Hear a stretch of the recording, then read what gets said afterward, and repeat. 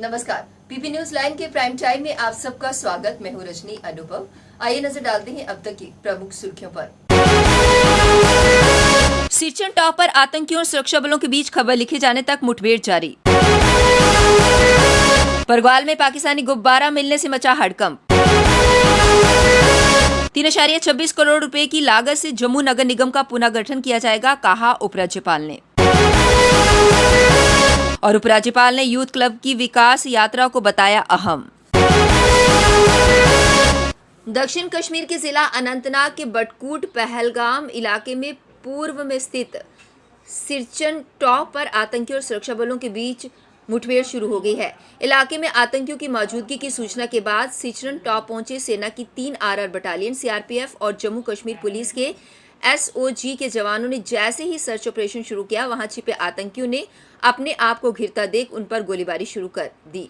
सुरक्षा बल भी आतंकवादियों की फायरिंग का जमकर जवाब दे रहे हैं। स्थानीय सूत्रों के अगर माने तो इलाके में 3 से 4 आतंकी घिरे होने की संभावना है।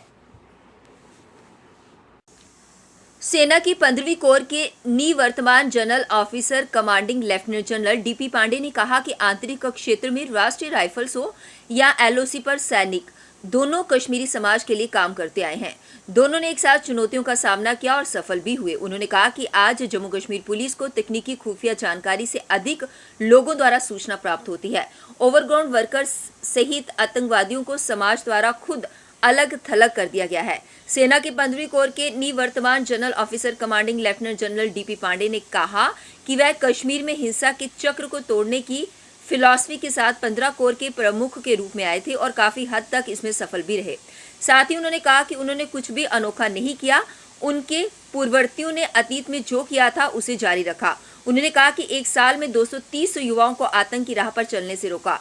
श्रीनगर के बादामी बाग में सेना की 15वीं कोर मुख्यालय में पत्रकारों से बात करते हुए जीओसी पांडे ने कहा कि कश्मीर समस्या की तरह एक गलत शब्दावली का इस्तेमाल किया जा रहा है। बुधवार शाम को मिली सुरंग की छानबीन वीरवार देर शाम तक चलती रही। जांच में सुरंग के मुहायने का व्यास 2.5 फुट पाया गया। मुहाने के 25 फुट नीचे जाकर सुरंग को टेढ़ा कर खोदा गया। सुरंग का मुहायना सरकंडों और छोटे से टीले में मिला, लेकिन चौंकाने वाली बात यह है कि इस टीले के दोनों तरफ बीएसएफ की माउंट है, जहां दिन रात जवानों की तैनाती रहती है। तारबंदी के इस तरफ 100 मीटर जबकि उस पार ये टनल 50 मीटर लंबी है, जिसका दूसरा मुहाना जंगल क्षेत्र में जाकर मिलता है। सुरंग को कुछ दिनों पहले ही खोदा गया प्रतीत हो रहा है। जांच में जुटी टीम ने मशीनों से खुदाई की है, जिससे सुरंग के भीतर से गहनता से जांचा जा सके। जम्मू नगर निगम को सशक्त बनाने और उसके कामकाज में पारदर्शिता लाने के लिए प्रशासनिक परिषद ने अहम फैसला लिया है, जिसके तहत जम्मू नगर निगम का पुनर्गठन किया जाएगा। इसमें नए विंग बनाने के लिए 3.26 करोड़ रुपए मंजूर किए गए हैं। उपराज्यपाल मनोज सिन्हा की अध्यक्षता में हुई प्रशासनिक प्रबंधन की बैठक में उपराज्यपाल के सलाहकार राजीव राय भटनागर, मुख्य सचिव अरुण कुमार मेहता, प्रधान सचिव नीतेश्वर कुमार मौजूद रहे। उपराज्यपाल मनोज सिन्हा ने कहा कि यूथ क्लब जम्मू कश्मीर की विकास यात्रा में महत्वपूर्ण भूमिका निभा रहे हैं। यूथ क्लब युवा पीढ़ी को समाज में योगदान करने और आत्मविश्वास हासिल करने का अवसर प्रदान करते हैं। उन्होंने कहा कि युवा हमारी सबसे बड़ी आशा है और यूथ क्लब के माध्यम से वे न केवल सरकार की विभिन्न रोजगार और स्वरोजगार योजनाओं के बारे में जागरूकता पैदा कर रहे हैं, बल्कि अपने सपनों को आगे बढ़ाने के लिए जम्मू कश्मीर के युवा पुरुषों और महिलाओं को भी एकजुट कर रहे हैं। जम्मू कश्मीर में परिसीमन और अनुच्छेद 370 हटने के बाद होने वाली विधानसभा चुनावों के लिए कई दिग्गजों को नई सियासी जमीन तलाशनी होगी। जम्मू और कश्मीर संभाग में सीटों का अंतर कम होने से शक्ति संतुलन भी बनेगा। कई बड़े नेताओं के विधानसभा हलके कटने और आरक्षित होने से उन्हें नए क्षेत्र की तलाश अभी से करनी होगी, ताकि वे विधानसभा की दहलीज को लांघ सकें। जानकार बताते हैं कि परिसीमन से कम 1 दर्जन पूर्व मंत्रियों व पूर्व विधायकों को नए विकल्प की तलाश करनी होगी। इन सब के अलावा कश्मीरी पंडित और पीओजे के विस्थापितों को भी सशक्त होने का मौका मिल सकेगा। पहली बार अनुसूचित जनजाति के लिए आरक्षित 9 सीटें विधानसभा चुनावों के नतीजों को प्रभावित करेंगी। जम्मू संभाग के राजौरी व पुंछ जिले की 5 और रियासी की 1 सीट आरक्षित होने से इन 6 सीटों की सरकार बनाने में निर्णायक भूमिका रहेगी। इसी प्रकार कश्मीर के कुपवाड़ा, कुलगाम व अनंतनाग जिले में भी इनके लिए 1-1 सीटें आरक्षित हैं। नेशनल कॉन्फ्रेंस के नेता उमर अब्दुल्ला ने वीरवार को अपने उस ट्वीट पर माफी मांगी जिसमें उन्होंने पार्टी के सांसद अकबर लोन की मौत की सूचना दी थी। उन्होंने ट्वीट के आधार पर समाचार एजेंसी पीटीआई ने लोन की मौत से संबंधित अलर्ट जारी कर दिया था।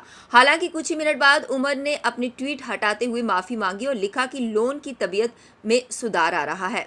उमर के अनुसार उनके पिता फारूक अब्दुल्ला ने खबर गलत सुन ली और उसी के आधार पर गलत ट्वीट हो गया। सीमा क्षेत्र परगवाल में वीरवार को पाकिस्तानी गुब्बारा मिलने से हड़कंप मच गया। गांव चक फकवारी निवासी अशोक कुमार ने बताया कि वह सुबह अपने खेतों की तरफ गया तो उसे पाकिस्तानी गुब्बारा दिखा। अशोक ने गुब्बारा उठाया, तुरंत पास की सीमा चौकी पहुंचकर इसकी जानकारी दी। वहीं सीमा सुरक्षा बल ने गुब्बारे को अपने कब्जे में ले लिया। गुब्बारे पर VHN अमीरात समेत उर्दू में कुछ अंकित है। कटरा में 2 दिन की बारिश व तेज हवा से तापमान में काफी गिरावट दर्ज की गई है। इससे भवन सहित कटरा में वीरवार को भी मौसम सुहावना बना रहा। इसी वजह से श्रद्धालु माता वैष्णो देवी के दर्शन के लिए दिन के समय उत्साह से आगे बढ़ते दिखे। उधर हेलीकॉप्टर, रोपवे व बैटरी कार सेवा भी जारी रही। पंजीकरण कक्ष के अनुसार बुधवार को ऑनलाइन सहित 23,142 भक्तों ने प्राकृतिक पिंडियों के समक्ष नमन किया। वहीं वीरवार शाम 4 बजे तक 10,000 के करीब भक्तजन भवन की ओर प्रस्थान कर चुके थे। अब वक्त हो चला एक ब्रेक का, मिलते हैं ब्रेक के बाद।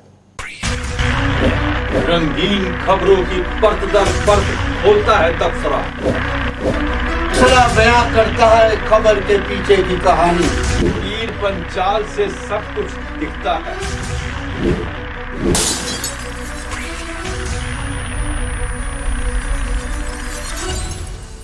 ब्रेक के बाद बढ़ते हैं अगली बड़ी खबर की ओर। बाउफोर्ट के लोगों द्वारा आज पानी की मांग को लेकर जल शक्ति विभाग कार्यालय में प्रदर्शन किया गया। प्रदर्शनकारियों ने नारेबाजी कर नाराजगी जताई। प्रदर्शनकारियों ने कहा कि पिछले काफी समय से वो पीने के पानी को तरस रहे हैं, जिसके लिए उन्होंने कई बार गुहार भी लगाई, पर फिर भी अभी तक उन्हें पीने का पानी मुहैया नहीं करवाया गया। लोगों ने कहा कि बिना पानी के उन्हें कई मुश्किलात का सामना करना पड़ रहा है। उन्होंने जल्द से जल्द उन्हें पानी मुहैया करवाने की मांग की के लिए, लेकिन उसे PHE ने डिस्टर्ब कर दिया है। इनके डिपार्टमेंट वालों ने ही हमारा पानी को ख़त्म किया है। हमारी 4 इंच लाइन में से पीर बाबा एक लाइन नहीं डाल दी, 4 इंच जोड़ दिया। फिर 1.5 इंच एक इन्होंने यूनिवर्सिटी के लिए जोड़ दी।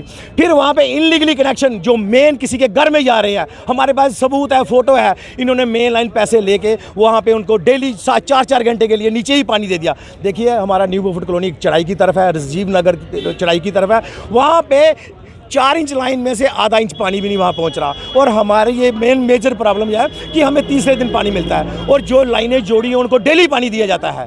क्योंकि अगर हमारे एरिया में जब पानी आए, हमें तो ना डिस्टर्ब किया जाए। हमारी लाइन को डिस्टर्ब करके हमें पानी देंगे तो हमारे एरिया में ऊंचाई तक पानी नहीं पहुंचेगा।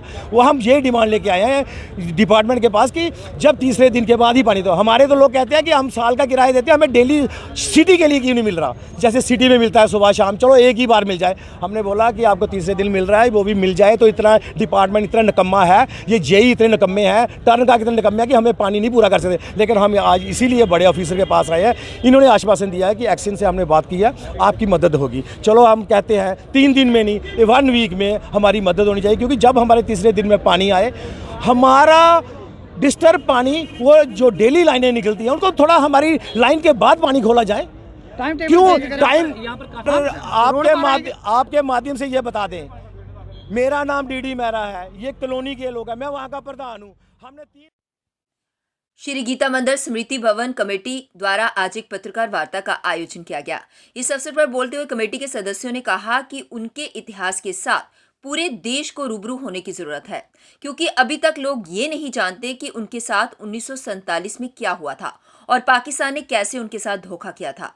उन्होंने कहा कि भारत पाकिस्तान विभाजन के बाद भी जब पाकिस्तान को उसका हिस्सा दे दिया गया था, तब पाकिस्तान ने लोगों पर हमला किया था और उस दौरान कई लोग शहीद हुए थे, जिनकी याद में 8 मई को स्मृति दिवस मनाया जा रहा है, जिसका आयोजन वीमेन कॉलेज गांधीनगर में होने जा रहा है।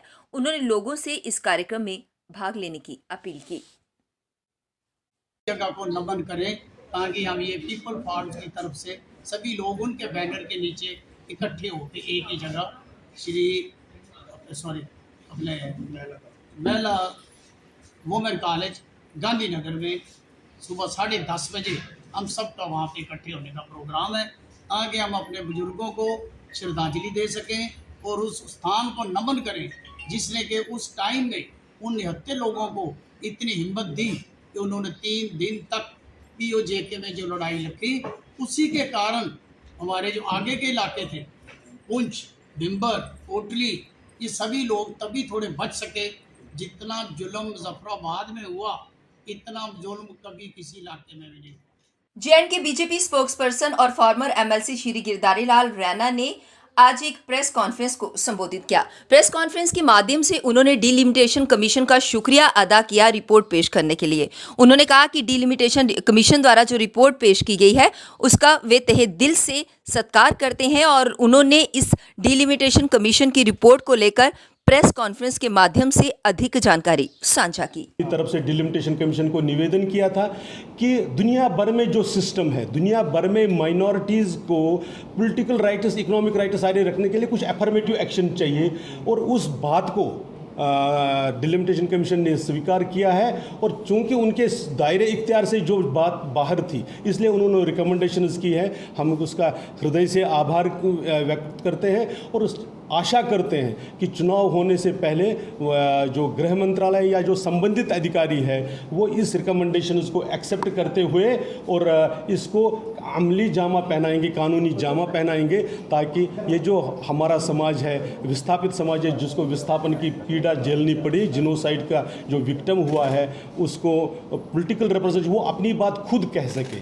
क्योंकि हमने देखा हुआ है कि हमने जिन पार्लियामेंट मेंबर्स को भी कश्मीर में वोट डाला, अगर आप पिछले 30 वर्षों में उनका रिकॉर्ड देखेंगे, एक भी, मैं रिपीट कर रहा हूं, एक भी व्यक्ति ऐसा नहीं, एक बार भी जिसने हमारी बात पार्लियामेंट में उठाई हो। इसलिए आवश्यक है कि हमारा अपना रिप्रेजेंटेटिव वहां पर हो और हमारी बात हो। पीपी न्यूज लाइन के प्राइम टाइम के आज के इस अंक में बस इतना ही। मुझे और मेरी पूरी टीम को दीजिए इजाजत और आप देखते रहिए पीपी न्यूज लाइन। नमस्कार। जम्मू में आई टेस्टिंग की साइंटिफिक और मॉडर्न टेक्नोलॉजी के लिए हमेशा याद रखें जेम ऑप्टिशियंस, जहां पर रखा जाता है आपकी हर जरूरत का ख्याल। Gem opticians with the facility of eye exercise, A scan, biometry, pachymetry और ऑटोमेटेड फील्ड एनालाइजर। और हाँ, हमारे यहाँ बढ़िया क्वालिटी के ब्रांडेड स्पेक्टिकल्स, सनग्लासेस और कॉन्टेक्ट लेंसेज मिलते हैं। आपका भरोसेमंद एक ही नाम, Gem opticians, Gandhinagar. Gem opticians, Nai Basti. Gem opticians, Amphalla. Gem opticians, Trikuta नगर।